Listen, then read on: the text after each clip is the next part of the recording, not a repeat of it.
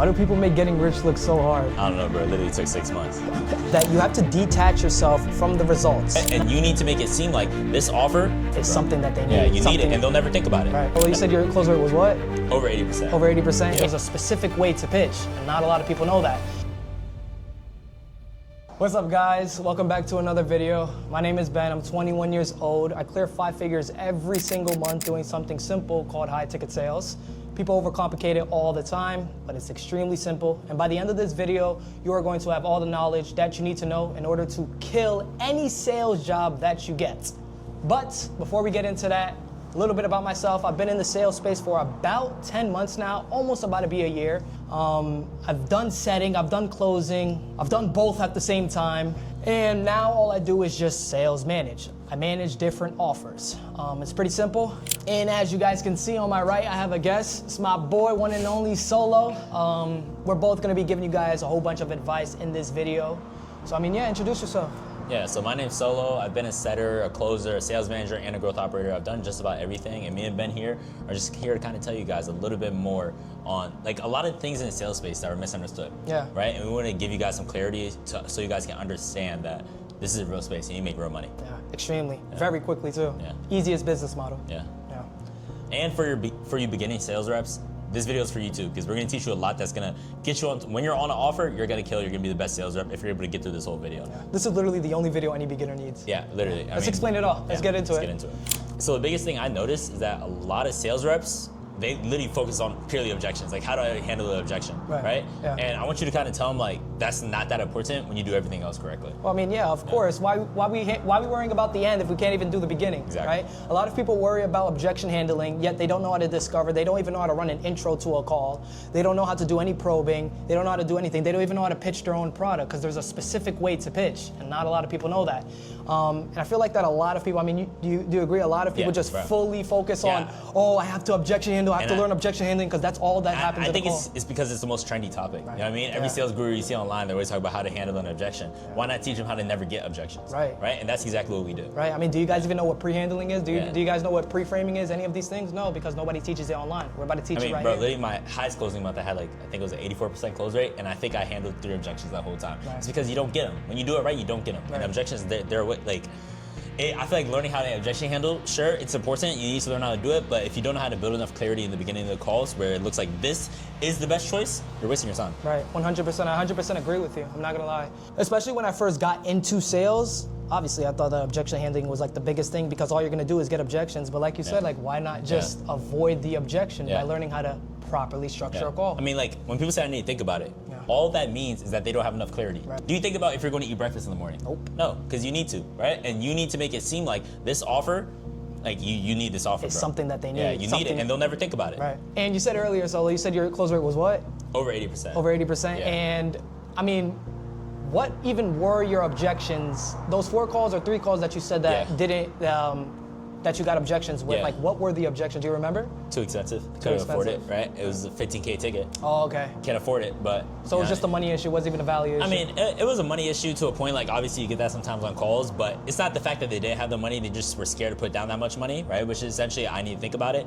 But the biggest thing is getting past, I need to think about it. I don't look at my objections, I think about an objection. I think, why are they thinking about it, right?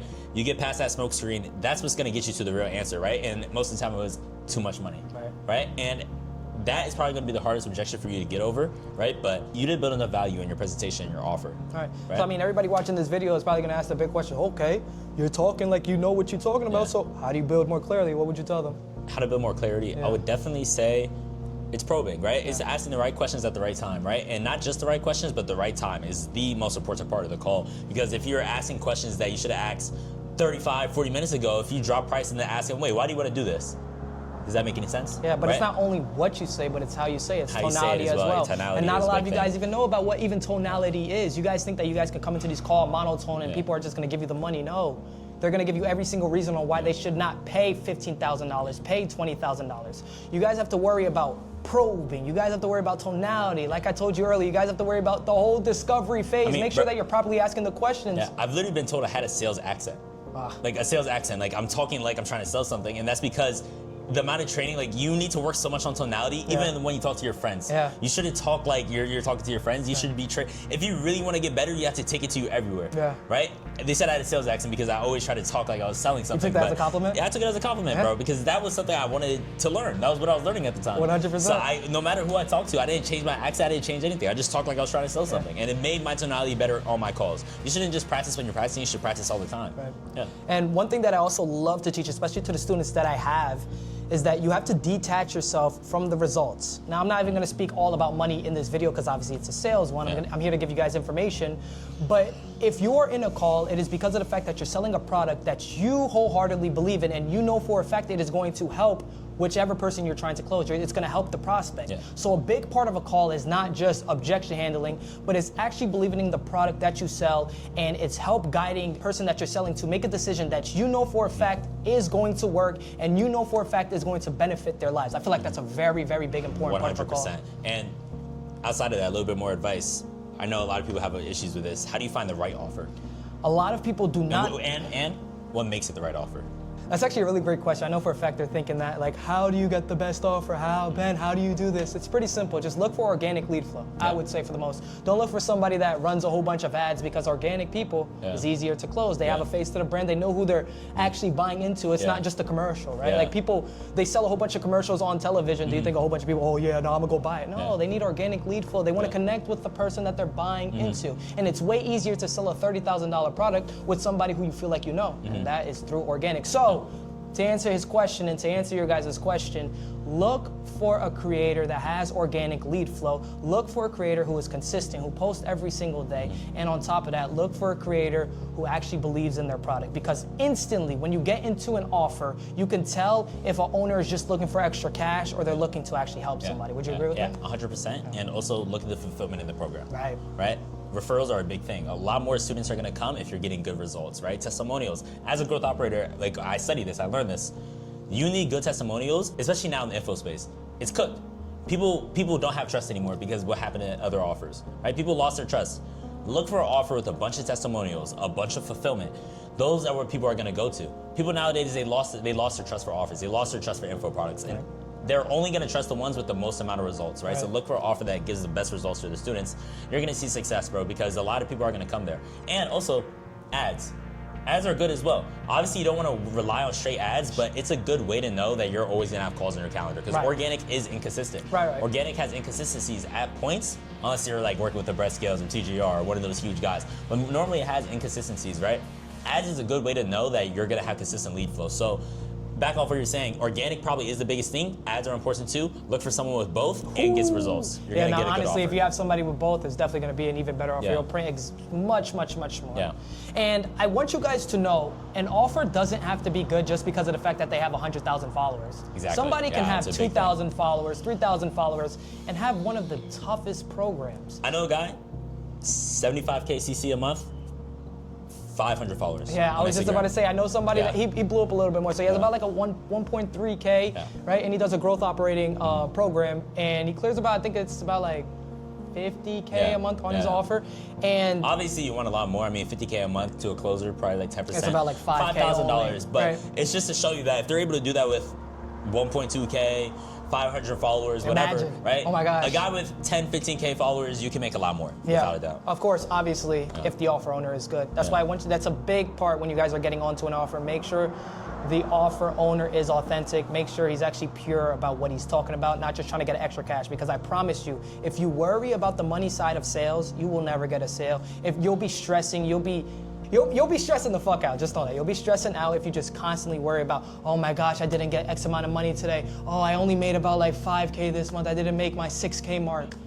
The money is going to flow if one, the offer owner is authentic, and two, you actually believe in what you're selling. You're gonna sell much more to more people over a long span of time versus somebody who just wants extra money. They'll quit within the first like month and a half, right? In which I've met two sides of the spectrum, two different types of people. I wanna know your opinion on this. When you look at a sales rep, how do you know they're gonna be successful before they make any sales? Like a new sales rep, you see this guy, how do you know this guy's gonna be successful? Ooh, I mean, there's key things that I look at. One, if you have purpose, right? And I was speaking to my students earlier about this. If you have purpose, everybody that gets into my program has a purpose. Okay. I do not let you in if you don't have a purpose, if you don't have a drive, if you do not want to be successful. So number one, have purpose. Two, some people are just born with the sales voice, right? Some people are just born with the naturally have a sales voice. Do you think that you were born with a natural sales voice? No. I was actually, I was pretty shy growing up, I'm gonna be honest. Okay. But once I got into sales, I was able to express myself a lot better. Really? Yeah. I didn't even know you were shy. Wow, Yeah. nah. When we first met, you was like really outgoing. That's Yeah. cool. I didn't even know that. It's actually something I just learned. Like, literally, bro, I would tell you, like, high school, I couldn't even imagine myself behind the camera. Like, making a YouTube video like this, Like it would this be right here, like what we're bro, doing? It would be crazy to me, bro. I could not do it. Yeah. See, wow, there's two different types of people. Yeah. Like I said, like me, I always knew that I was always Yeah. outgoing, very loud, very, very creative, especially when things. I knew I was gonna do content creation one way or another. If you guys want to know more about my story, you could just scroll through my YouTube page. I drop all the story. I had a YouTube channel. I knew for a fact I was gonna be successful one way or another, either with content or with something. And you guys have to know, like, you don't always have to be the outgoing person, right? No, two different people. You could be, you don't have to be an outgoing person. You could be smart enough to learn it. Like, it's a system, not a framework, right? A lot of people lean too much into frameworks, and that's something I hate in this space. And I don't that's let any of something my that reps we hate use it. teaching. Yeah, I don't we let hate any of my teaching reps that. use it. I like showing them real systems, though, that lead to real closes. Structure, that's right? all it is. Yeah. Having a proven system, a proven structure that works with any type of sales call that you hop into. You can hop into any call as setter, closer, this simple structure, you'll close or you'll set anybody. And bro, for a good like beginning sales rep, the first thing I look for is like a controlled ego. And like Somebody who's coachable. coachable, but they have an ego. And those tend to be the best sales reps, or people who feel like they hop on every call and they feel like they can't not close. Right. When people like, it's an energy, bro. They believe in themselves so hard. It's an energy. Like the other person on the other side of the screen feels like I need to buy this from this guy, right? Yeah. He's obviously doing super well for himself, Yeah. right? The other person on the side of your screen, especially if you're selling like any type of mentorship where you're teaching them how to make more money, right? The person on the other side of the screen, he should feel like that guy's making 500K, 600K a month. Just right? off his confidence. Just off his confidence Yeah. and based off his ego and the way he talks, right? I look for that type of controlled ego in sales reps. Yeah. Because No, and controlled as in you need to be teachable. Right. So you're have to be teachable, able to listen. but when you perform, you perform with such exactly, jazz, yeah. with Ego, such ego can kill you, but a controlled ego will make you successful. Right? extremely successful. Yeah, because you need to be able to take advice from everyone and build it into your own style, right? And you can't do that with a real ego. Like with the ego where you can't listen to anyone, you feel like you're always You feel the like best. that you're best, yeah. Yeah, Nobody's gonna accept you. Yeah, it's a controlled ego. And Right. and you can feel it on an interview. Like I've interviewed a bunch of sales reps and you can feel it on an interview. These guys are gonna, like, I can feel like, all right, this guy's not gonna be that good. He's just nervous. You know what I mean? He doesn't feel confident in himself. Too scared, right? Yeah, he's too He's scared. very by the book. Yeah, and then Yeah. if he's nervous on the call with me, I can't imagine how he would trying to sell Right. a 5K, 10K product. Yeah, 100%. I 100% agree with you. So I mean, back on the topic of sales as a whole, we're obviously two different types of sellers. Right? I sell in a very aggressive tone. You sell in a more like passive tone, right? But it both works. Doesn't Yeah. matter. There's different ways to sell to anybody. But I ask you, like, what was your hardest obstacle getting into sales? Yeah, so honestly, kind of what I was saying before with the controlled ego, you're not born with it. Right. You know what I mean? Not everyone has it, right? I didn't have it. Most people don't have it, right? But I was passive. I was timid. I let people tell me what to do, and I followed it, right? There's nothing wrong with that. But that's what employees do. That's what the 9-to-5 worker does, right? And that's not how I wanted it to be. So I knew I had to change, right? I had to build confidence in myself. I knew this. I knew the frameworks. I knew exactly what to say. I knew how to close, right? But I couldn't get on the call and be able to do it. It took me building that ego, and it doesn't come with like. It doesn't just happen, bro. Like, Do you feel like that 9-to-5 helped you build that quote unquote confident ego? a 9-to-5? Yeah. Definitely not, bro. A 9-to-5. yeah, that definitely did not help. Like you literally just follow orders all day. Right. That's your job, right? Yeah. And there's nothing wrong with it. People do it, but that's not what I wanted, right? But it's really just being able to build. Yeah, I don't even want to call it ego, confidence, right? Confidence. I had to step outside. I had to talk. Like I literally would go on the street and just talk to people as practice for sales. I know it sounds crazy, right? But I'll go on the street and I'll see someone walking by. I'm like, all right, let me say has a nice shirt or something, because that's not something I would ever do. Honestly, no, I would even say confidence because I feel like ego is above confidence. I really do feel like that you need a controlled ego. You need to really believe in yourself and what you're doing, and you believe in yourself so hard, but at the same time, you have a small part of you that listens. Okay, yeah, he knows what he's talking about. Yeah. I'm gonna listen to him so I can gain more knowledge. You have to understand when someone's better than you at something. Yeah. And you have to listen to And that there's person. always someone better than you Yeah. at something. There's always gonna be someone above you. Yeah. All right? It doesn't matter what you do. You can be in any business, you can be in any business model. There's always gonna be someone better than you. In order for you to reach that level, you have to listen to them. You have to control your ego. That's it. Yeah, bro, if you're listening to someone who's telling you they're the best, like the very best at anything, they're probably not, right? Unless they're LeBron James, right? Unless you're LeBron James, like most people aren't that person, right? You should be coached by someone who's coachable themselves. You know what I mean? Because someone who's not coachable isn't ever gonna listen to your problems, right? They're not gonna try to help you. Someone who is coachable went through it before, right? They got the coaching and they're able to instill in you the same coaching that they're able to get, right? Mentors are so important, bro. Yeah, so important. Would you say like that was like one of the key to your success? 100%, bro. Like I had to get a mentor. Same. Yeah, I had to get a mentor because I needed someone to guide me in the right direction because at the end of the day, we're born mentors, our parents. Right, and I also tell a lot of people, and it's so simple, just don't reinvent the wheel. That's all you gotta do. You don't have to be the first to make the light bulb. You don't have to be the first to create an invention. Just learn from somebody that already does it and just do it better than them. That's exactly what I did. Would you say that's what you did? Bro, I mean, sales was a big thing already, right? I knew people made money from sales. I'm just gonna do it better than everyone else. That's all it takes. And there's one thing that you guys have to realize. There's people making a lot of money with every single type of business model. Now, what separates you and them? Answer that. Answer it. What separates you and them? I'm gonna tell you exactly. Nothing separates you and them, but there's only one thing. The only thing that separates you and them is knowledge, information. They just know more than you. There's 16-year-olds that's making $400,000 a month. Knowledge and discipline. That's a big thing. Both. Knowledge and discipline. And a controlled ego. And a controlled ego. And a controlled ego. And a controlled ego. Those are the only 3 traits you need to know in order to be successful. And please, a lot of you guys want to be the creations of things. Don't create. It's just, you don't need to create. You just need to do what already works. That's all you need to do. And that's what I did, and that's what he did, and that's why we're over here. And that's exactly why we're gonna clear 6 figures next month. And that's exactly I wanna do it this month, bro. I wanna do it this month, bro. Let's do it. Let's do it this month. I mean, it's gonna be easy. You also have to speak things into existence. Would you agree with that? Yeah, I definitely do believe in manifestation, and that was something I definitely didn't believe in before it happened. Right, but you have to manifest through God only. Through God. Only through God. Wouldn't be here without God. And I hope I keep that very clear with you guys. We wouldn't be here without God at all. If you guys want to do everything, you keep Him centered, okay? You keep Him centered before anything else. I promise everything will fall into order. Everybody has their own journey. You know what I mean? Like I came from a Chick-fil-A worker. I was a YouTuber. I was doing marketing, and then I got into sales. Like, what was your journey? My journey? Yeah. I mean, honestly, keep it short, right? I was a baseball player, right? I committed to a college to play baseball. I did all that. I loved baseball. That was my whole life, right? And then I quit. And quitting baseball was probably the biggest decision I made in my life, right? Because that was something I had to, like, I never lived without it, right? And being able to quit that and go into something like sales, it was probably the best decision I ever made.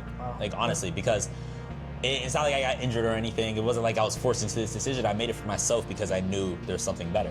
I knew there was more for myself. I didn't see myself doing that anymore. And I feel like that a lot of people just believe in this facade on how there's a whole bunch of people who dropped out of school and who had a 1.0 GPA. Well, I'm here to first tell you, this guy had what, like a 3.8? Yeah, I had a 3.8 Had a 3.2 GPA. You know what I mean? Like, it's not that you need to be a dropout. You need to go all in with nothing left in your pockets. Bro, I'm a regular kid. I'm still in college. I have to finish college. Yeah, bro, I'm literally in online school. So, you know what I mean? Like, and it's just something to, like, it doesn't hurt, bro. Like, first, I want to tell you, if you're in college and you're using that as an excuse to be broke, we're living proof.